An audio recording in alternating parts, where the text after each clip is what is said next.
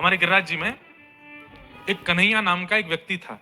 गोवर्धन में कन्हैया नाम का व्यक्ति था, रोज झाड़ू लगाता था।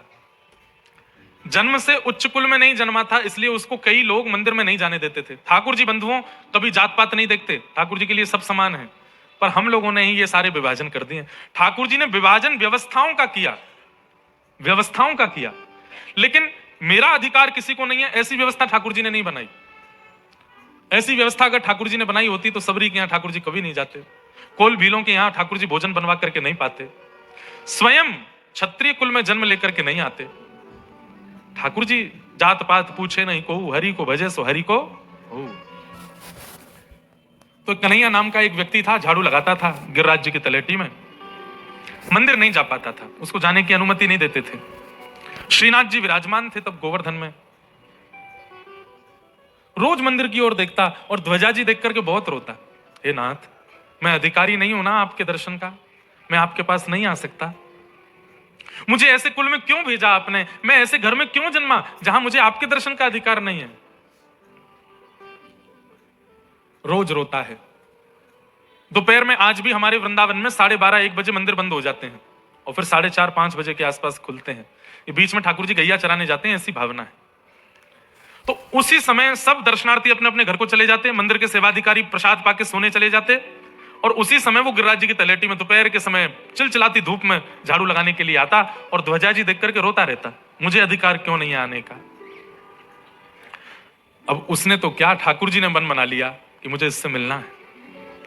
कैसे मिलूं? तो एक भगवान के सखा थे कलिकाल में, अष्ट सखाओं में से एक सखा, उनका नाम था गोविंद दास। क्या नाम था?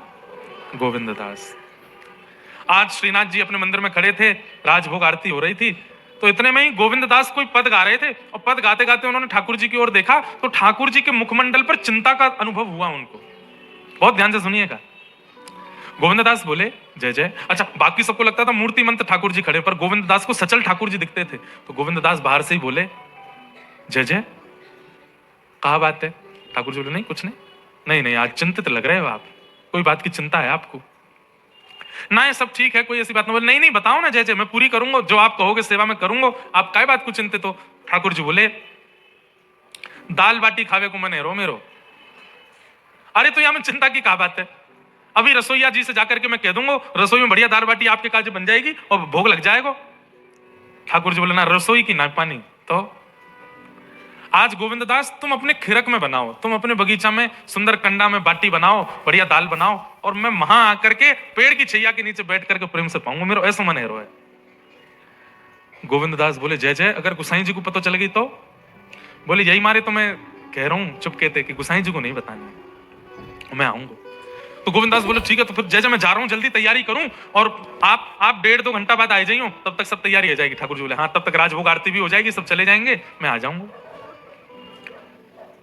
अच्छा, एक बात बीच में कह दूं, अगर किसी प्रेमी उपासक को व्रज वृंदावन में ठाकुर जी मिलेंगे तो उसका समय क्या है?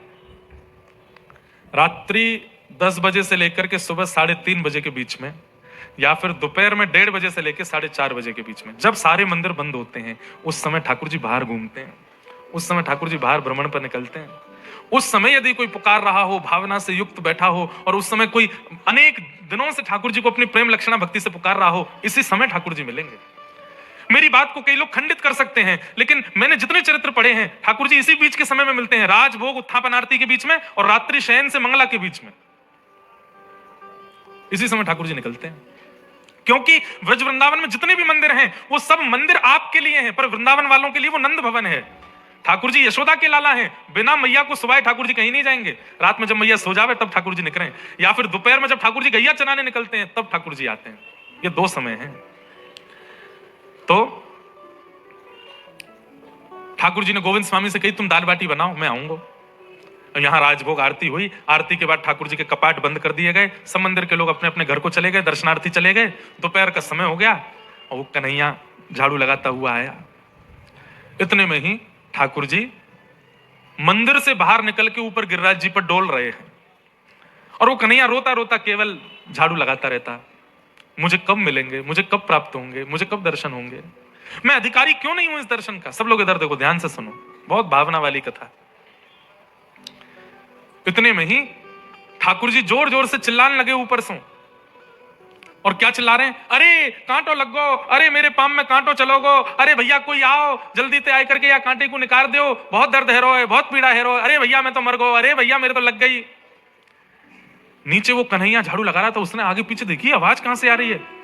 तभी ठाकुर जी, दारी के आगे पीछे देख रहा, ऊपर देख, मेरे लगो कांटो। जैसे ही उसने दृष्टि ऊपर करके देखा, स्वर्ण का तिरछा मुकुट ठाकुर जी के धरा है, ऐसी सुंदर बढ़िया पीतांबरी पहनी है, श्याम वर्ण की कांति है, कमल जैसे नेत्र हैं। कालिदास जी की एक पंक्ति है, मुझे याद नहीं आ रही है, याद आ जाएगी तो मैं सुनाऊंगा। उसका अर्थ मुझे पता है, संस्कृत की एक पंक्ति है, उस पंक्ति का ऐसा अर्थ है, कभी किसी ने कमल से कमल प्रकट होना ये सुना तो बहुत गया पर देखा नहीं गया है। कमल में से कमल प्रकट हुआ ये सुना तो बहुत है पर देखा नहीं। तब कालिदास वृंदावन गए और वृंदावन में जाकर के जब वृंदावन चंद्र का उन्होंने दर्शन किया तो इसके आगे की पंक्ति उन्होंने पूरी कर दी और बोले मैंने आज कमल से कमल प्रकट होते हुए देखा। बोले कैसे? बोले श्री कृष्ण का मुख कमल और उस पर 2 नेत्र कमल, कमल पर कमल प्रकट होते हुए देखे। ऐसे ठाकुर जी के नेत्र, बहुत सुंदर पंक्ति है। अब तो वो कन्हैया जैसे ही ऊपर देखे उसके तो शरीर में कंपायमान होने लगा, रास हो रहा, इसको रास कहते हैं, ये रास हो रहा है। उसने प्रयास नहीं किया, ठाकुर जी अपने आप दर्शन दे रहे हैं। नीचे से बोलो तुम कौन हो? बोले परिचय बाद में पूछियो, पहले ऊपर आए कि मेरे कांटो निकाल। अरे मैं ऊपर ना चढ़ सकूं, मैं गिरिराज जी पे चढ़वे को मेरा अधिकार नहीं है। ठाकुर जी गुस्सा करके बोले कोई देख ना रो तो को, कोई कुछ नहीं कहेगो, तू ऊपर आ जल्दी, मेरे कांटो देख, रक्त निकरवे वारो है। अरे कितना निष्ठुर है, जिनके चरणन में कभी कोई पीड़ा नहीं है, चाहे ऐसी योजना देवता भी बना में तो उनके चरणन की पीड़ा कैसे सुन सके, जल्दी आ। नीचे से कन्हैया बोले एक बार बता दो तुम हो कौन? बोले मैं वही हूं जो मंदिर में दर्शन दूं। बोले आप श्रीनाथ जी हो, आप ठाकुर जी हो, आप वृंदावन चंद्र हो, आप नंदनंदन हो? बोले हाँ। पहले तो नाचन लगो, दूर से बलैया लेने लगो, नेत्रन से अश्रु बहान लगो, मेरे ठाकुर जी आज मुझको दिख गए। ठाकुर जी बोले ये सब बाद में करियो, पहले मेरे पास आ जा। कन्हैया ऊपर चढ़ गए, गिर रहा, पहली बार चढ़ा है जन्म लेने के बाद आज पहली बार ऊपर चढ़ा। ऊपर जाकर जैसे जैसे ठाकुर जी के पास जावे, बैठ करके रोने लगे, कभी नाचने लगे, पागल सा होने लगा ठाकुर जी को देख करके। जैसे ही ऊपर पहुंचो ठाकुर जी बोले ले मेरो पाम पकड़। जिन चरणों को ठाकुर जी किसी को प्रदान नहीं करते तुरंत उसकी गोद में धर दिए ठाकुर जी ने, ले अब यहां में से कांटो निकाल। जो विचार नहीं किया था उसने वो तक ठाकुर जी ने दे दिया। अब वो कांटा निकाले, उसके तो हाथ पांव कहां पर। ठाकुर जी बोले गहरो चलोगो कांटो, हाथन ना निकलेगो, मोहते निकलेगो, मोहते निकाल। अब वो ठाकुर जी का मुखमंडल, ठाकुर जी का चरण अपने मुख की ओर ले जाता है और जिन चरणों की रज को जा रज को ब्रह्मादिक तर से, जा रज को सूरज शीश चढ़ाऊं, सूरज शीश चढ़ाऊं। ब्रह्मादि देवता भी खड़े रहते हैं, एक कणिका मिल जाए केवल चरणों की, वो नहीं मिल पाती। ठाकुर जी जब चलते हैं ना तो जैसे ही चरण रखते हैं पृथ्वी पर और चरण उठाते हैं तो पृथ्वी में भी होड़ लगी रहती है कि ये चरण रज जो मेरे ऊपर आए इसको मैं अपने पास रख लूं। तो ठाकुर जी के चरण चिन्ह धूमिल होते चले जाते हैं। क्यों? पृथ्वी ही अपने पास रख लेती है, पृथ्वी ही अपने अंदर समाहित कर लेती है उन चरण रजों को, किसी को नहीं मिलते, ढूंढते रह जाते हैं सब, ठाकुर जी के चरणारविंद नहीं मिलते। तब अपने दांतों से कांटा निकालने लगा, नेत्र सजल हो गए। अब कांटा तो बहाना था, ठाकुर हाँ निकर गो निकर गो निकर गो। कन्हैया आंखें लाल पड़ी हैं, उसके नेत्रों से अश्रु गिर रहे हैं, सिर पर हाथ फेर रहे हैं ठाकुर जी, अपने हृदय से लगा रहे हैं। बोले चल अब तुमको अपने अपने अपने कंधा पे बैठा ले। बोले मेरे ऊपर बैठेंगे नाथ, मैं ऊंचे कुल का नहीं हूं, मैं छू भी नहीं सकता आपको। बोले तू बात मत बनावे, चल बैठ जा नीचे। नीचे बैठा दियो, उसके दोनों कंधों पे अपने पैर लटका लिए, सिर पकड़ लियो। बोले चल। बोले कहां? गोविंदास के किरक में लेके चल, दाल बाटी बनी है, दोनों खा के आवेंगे। चढ़ के ठाकुर जी जा रहे हैं, इसको कहते हैं रास। गोविंद दास, वो कन्हैया बोला ठाकुर जी ये गोविंद दास ना गुसाई जी के बड़े प्रिय हैं और कहीं इन्होंने शिकायत कर दी कि मैं गिरिराज जी पे चढ़ा, मैंने आपको छुआ तो मुझे गुसाई जी कहीं नगर से बाहर ना निकाल दें, आप मुझे इनके पास मत लेके चलो। ठाकुर जी बोले चल तेरी एक बात मान लूंगा, तू एक काम कर, या पेड़ के पीछे छुप के बैठ जा, मैं दाल बाटी खा के आऊंगा, तेरे काजे लेके आऊंगा। सोचिए, इसको कहते हैं रास। ठाकुर जी गए, गोविंद दास के खिरक में पहुंचे। गोविंद दास आहा मेरे नंद नंदन आए हैं, मेरे लाडले आए हैं, मेरे प्यारे ठाकुर जी आए, बिराजो बैठा दिए ठाकुर जी। अब बाटी आप लोगों के यहाँ तो गैस चूल्हा पे बनती होगी, हमारे यहाँ चूल्हे में बनती है। कंडे होते हैं ना गोबर के उपले, वो जब हल्के हल्के जल करके बिल्कुल थोड़े थोड़े रह जाते हैं तो उसमें सेके जाती है बाटी। अब बाटी सेक सेक करके सामने ठाकुर जी के पधरा में, अब एक बाटी पधराई, दूसरी जैसे ही सेकने लगते इतने में ठाकुर जी कहते, ए गोविंदा जल्दी कर, मैं तो भूखो मर गो। बोले खा गए आप? बोले हाँ। ठाकुर जी नेक खामे और बाकी बच्ची भाई अपनी जेब में धर लें, वाके काजी लेके जानी है, कन्हैया खड़ो पीछे। जहां ठाकुर जी की प्रसादी में 10-12 बाटियां आती, आज ठाकुर जी 30 बाटी खा गए, दोनों जेवन में भर गई। अब बाटी खा करके ठाकुर जी बोले चलो भैया नेका देर में मंदिर खुलवे को समय हो, मैं जाऊं वापस। हाँ हाँ ठाकुर जी बढ़िया लगो, स्वाद आया? बोले हाँ बहुत बढ़िया। जैसे ही ठाकुर जी खड़े भये, सो पीताम्बरी ऐसे फैल गई उनकी, यहां से बाटी वाटी सब लद रही हैं। गोविंदास बोले जे कहा है गोजान में है, बाटी धर के कहां ले जा रहे हो? ठाकुर जी बोले ना ना मुझको रात में भूख लगेगी तो मैं सोची रात में। अरे तुमने तो एको नहीं खाई, सबरी गोजा में धल नहीं, तुरंत हाथ पकड़ लियो, सही से बताओ कौन के काज लेके जा रहे हो? प्रिया जी ने मंगाई है, पर प्रिया जी तो आज छिक्के राजभोग कर चुकी हैं, वो तो पामेंगी नहीं, कौन के काज लेके जा रहे? तुम्हें मेरी सौगंध है, सही से बताओ। गोविंदास से इतनी प्रीति करते हैं ठाकुर जी, ऐसी बात करते थे उनसे, कौन आयो तुम्हारे संग में, कौन आयो जल्दी बताओ। गोविंदास बाहर जाके देखने लगे तो कन्हैया दूर से झांक रहा था, और झांकता हुआ कन्हैया गोविंदास को दिख गया। अरे ये तो कन्हैया है, ये हमारे गिरिराज जी में झाड़ू लगावे इतकुआ। अरे कन्हैया सांची सांची बता कहा बात है? तो कन्हैया डर के मारे बोलो मुझको नगर से मत ने करवाइयो, मुझको गिरिराज जी से बाहर मत फेंकवाइयो, और गोसाई जी से मत कह दियो, सब सच बताऊंगा। बोलो कछु ना करूंगा, तू बता। बोले जय जय ने मुझको ऊपर गिरिराज जी पे बुलायो, अपने पाम में लोगो कांटो मोते ने करवायो, हाथ हमें। बोले मुझको नगर से मत ने करवाइयो। गोविंदास जी बोले नहीं ने करवाऊंगा, तू सांची बता। बोले जय जय ने ऊपर बुलाई लियो, अपने पामन को कांटो ने करवायो, और रोवे से रोवे, मुंह पे बड़ी कृपा, अरे मेरे तो प्राण चले जाए अभी, मुझको ऐसा दर्शन। बोले तेने गिरिराज जी पे चढ़ गो तू? बोले हाँ। अरे वो सब छोड़, तेने गोवर्धननाथ छू लिए? बोले मोते और छुए, कांटों ने कारवे के, इन नहीं कही मोते। गोविंदास बोले हैं इस सबरे नियम, यहाँ पे हम नहा के परेशान है गए, सवेरे जाएंगे तो नहा के जाएंगे, शाम को जाएंगे तो नहा के जाएंगे, अपरस में रहो, यहाँ मत छुओ वहां मत छुओ, इतने नियमन को ध्यान रखो, मुंह पर कपड़ा लगा के प्रसाद बनाओ, अपनी एक बूंद भी नहीं चली जाए वहां में, हमारे काज इतने नियम, और खुद के काज कोई नियम नहीं। कन्हैया की गोद में बैठ के डोल रहे हो? ठाकुर जी बोले तो मैं जय जनाऊं? बोले जय जय हो तो खुद नियमन को पालन नहीं करोगे? चलो स्नान करो। ठाकुर जी बोले अरे झाड़ो पड़ रहा है, मैं ना नहाऊंगा। तो ना नहानो तो पड़ेगा। बड़ी सुंदर लीला है, ये सब रास है बंधुओं, जहां ठाकुर जी इस कलिकाल में आज से 500 वर्ष पुरानी कथाएं हैं ये। गोविंदास बोले स्नान तो करना पड़ेगा, नहीं तो मैं गोसाई जी से सब शिकायत करूंगा आपकी। और ठाकुर जी अपने अर्चक से डरते हैं, ये बात माननी पड़ेगी। जो ठाकुर जी की नित्य सेवा करता है, जिसके लिए ठाकुर जी घर में आए हैं, उससे ठाकुर जी को थोड़ा भय लगता है। उसके प्रति ठाकुर जी मातृ बुद्धि रखते हैं, या उसके प्रति ठाकुर जी सहचरी भाव रखते हैं, तो उसका अधिकार है ना, वो सुलाता है, वो जगाता है, वही खिलाता है, उसके प्रति ठाकुर गोसाई जी से मत कहियो। तो एक काम करो, स्नान मत करो, आचमन कर लो।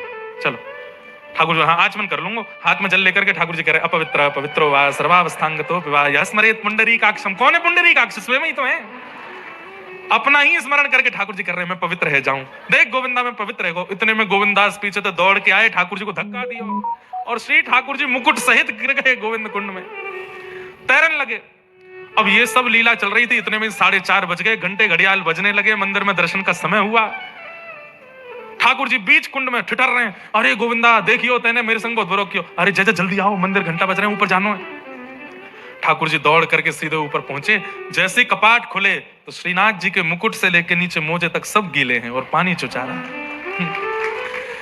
गोविंदास बोले जय जय, गुसाई जी बोले जय जय, भीग कैसे गए आप? और पीछे वो गोविंदास खड़ा है, वो बताइए मत। ठाकुर जी बोले ये तुम्हारा गोविंदा, ये बहुत मोह लगा लियो तुमने, याने मुंह को धक्का दियो गोविंद कुंड में। गुसाई जी बोले हे गोविंदा तेने धक्का दियो ठाकुर जी को? बोले अब इनने इतनी बात बताई दी तो मैं पूरी बता दूं, क्यों दियो धक्का? ये कैसे कैसे काम करें तुम्हारो नंद जी को लाला? कन्हैया ना है हमारे गिरिराज जी को झाड़ू लगावे का है, बाकू ऊपर बुलाए के वाके कंधा पे बैठ के डोले आज पूरे गिरिराज जी में, या हमारे मैंने इनते कही स्नान कर ले। गुसाई जी के जय जय, आपने कन्हैया कंधा पे चढ़ गए? मुंह को तो बहुत बेचारों कभी मेरे दर्शन नहीं कर पाए, बाकू दर्शन देवे गए मैं। लेकिन ये सब लीला सुनकर के गुसाई जी के नेत्र सजल हो गए। ठाकुर जी को हृदय से लगा लिया, आप कितने प्रेमी हैं, कितने रसिक हैं, कैसी लीला, आप त्रिभुवन नायक हैं, आप परमात्मा हैं, आप योगेश्वर हैं, ये ब्रजवासियों के साथ, इन भक्तों के साथ ये लीला क्यों करते हैं? ठाकुर जी बोले मुझे रास बहुत प्रिय है, ये मेरे पास आवे वो रस है, पर वह रस को आस्वादन कर करके वह रस को भंडार मेरे चित्त में इतना है जाए कि वो भंडार मैं रास के रूप में प्रवाहित कर दूं, ये लीला करके, ये सुख दे करके। तो बंधुओं ये रास है। रास के अनुभव के लिए पहले रस बहुत देना पड़ेगा, इतनी सेवा करनी पड़ेगी, इतना सुख देना पड़ेगा ठाकुर जी, इतने इतने मतलब ठाकुर जी मजबूरी में आ जाएं कि मुझको कलकत्ता जाना ही पड़ेगा, या के घर पहुंचना ही पड़ेगा, संदेश खाना ही पड़ेगा। ये है रास, रस और रास। पर रस के नाम पर केवल खाना पूर्ति कर रहे हैं। सुबह चना चनौरी का भोग लगा दिया, दोपहर में बादाम धर दिए, 2 समय आरती बत्ती दिखा दी, ये कोई रस है? जो लोग नियमित रूप से सुबह दिया जलाओ, शाम को दिया जलाओ, सुबह मिश्री का भोग धर दो, शाम को मिश्री का भोग उठा लो, ये रस नहीं है, ये पूजा है। हम उसके लिए भी निंदा, वो भी करो, कुछ नहीं से तो वही करो। लेकिन जिसको रास का अनुभव करना है उसको तो रसयुक्त भक्ति करनी पड़ेगी। नित नव भोज, नित नव श्रृंगार, नित नव विलास, ये अपने घर के ठाकुर जी में इतनी निष्ठा नहीं बनती आपकी। और जैसे आप वृंदावन जाके बिहारी जी को देखते हो तो आपकी आंख सजल हो जाती है, आपका रोम रोम पुलकित हो जाता है। क्यों? घर के ठाकुर जी में उनमें अंतर है क्या? ना, बस घर के ठाकुर जी रस नहीं पा रहे इसलिए आपको भी रस नहीं आ रहा। उमा बिहारी जी हर दिन रस पा रहे हैं इसलिए उनको देखते ही रस का अनुभव होने लग जाता है। राधा रमण जी को देखते ही रोंगटे खड़े हो जाते हैं। राधा वल्लभ जी का ब्याहुला देख करके महाराज नेत्रों से अश्रुपात होने लगता है, भावुक हो जाते हैं। क्यों? क्योंकि मंदिर में हर दिन ठाकुर जी, जगन्नाथ महाप्रभु जब रथ पर आरूढ़ होने के लिए आते हैं, भैया मृत्यु से पहले, कई लोग कहते हैं ना कि मुझे मृत्यु आवे उससे पहले एक बार स्विट्जरलैंड देख के आना है, एक बार न्यूजीलैंड देख के आना है, एक बार ये खा के देखना है, एक बार ये करके देखना है। हमारी मानो एक बार मृत्यु आवे उससे पहले पहले महाप्रभु जी जब अपने नंदी घोष रथ के लिए निकल करके जब जाते हैं, अपने श्री मंदिर से जब बाहर आते हैं, उस दृश्य को एक बार देखने चाहिए। आप उस दृश्य को देख करके अपनी पीठ थपथपा के कह देना कि मैंने परब्रह्म को आज चलते हुए देखा, मैंने परब्रह्म को आज जाते हुए देखा।